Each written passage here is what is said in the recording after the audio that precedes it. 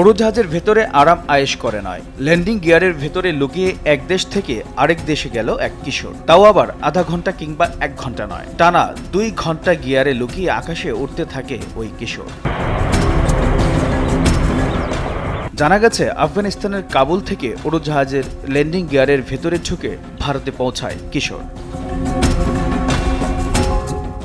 22 September সকাল 11টায় KAM এয়ারলাইন্সের RQ4401 flight দিল্লিতে নামার পর ওই কিশোর সেখান থেকে বের হয়ে আসে, এমন খবর প্রকাশ করেছে NDTV। প্রতিবেদনে বলা হয়েছে 13 বছরের ওই কিশোর কৌতূহলের বশে কাবুলে উড়োজাহাজের ল্যান্ডিং গিয়ারে প্রবেশ করে। এরপর উড়োজাহাজটি 2 ঘন্টা আকাশে ওড়ে ইন্দিরা গান্ধী আন্তর্জাতিক বিমানবন্দরে এসে পৌঁছায়। তখন ওই ছেলেটিকে পাওয়া যায়। উড়োজাহাজের আশেপাশেই ঘোরাফেরা করছিল সে। তার গায়ে ছিল একটি পাঞ্জাবি। এ সময় ছেলেটিকে বিধ্বস্ত অবস্থায় দেখা যায়। এয়ারলাইন্স কর্তৃপক্ষ বিমানবন্দরের নিরাপত্তা কর্মীদের বললে তারা ছেলেটিকে আটক করে। পরে জিজ্ঞাসাবাদ করলে ছেলেটি বলে সে আফগানিস্তানের কুন্দুজ শহরের বাসিন্দা। পরবর্তীতে ফিরতি ফ্লাইটে তাকে ফেরত পাঠানো হয়।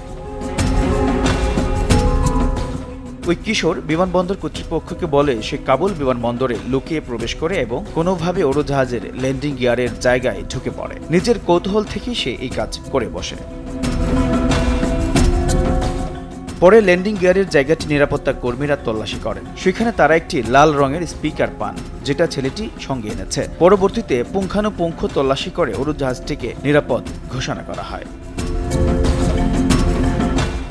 তবে এই ঘটনা ছড়িয়ে পড়ায় অনেকে ছেলেটির সাহসের প্রশংসা করেছেন। তবে আকাশে এত উচ্চতায় বাতাসের প্রচণ্ড চাপ সহ্য করে কিভাবে বেঁচে রইল এ নিয়ে অনেকের মাঝেই প্রশ্ন উঠেছে। অনেকে আবার এই ঘটনার জন্য বিমানবন্দর কর্তৃপক্ষের অবহেলাকে দায়ী করে বলেছেন এর জন্য বড় ধরনের দুর্ঘটনা ঘটে যেতে পারত। HM নাহিয়ান, বৈশাখী সংবাদ।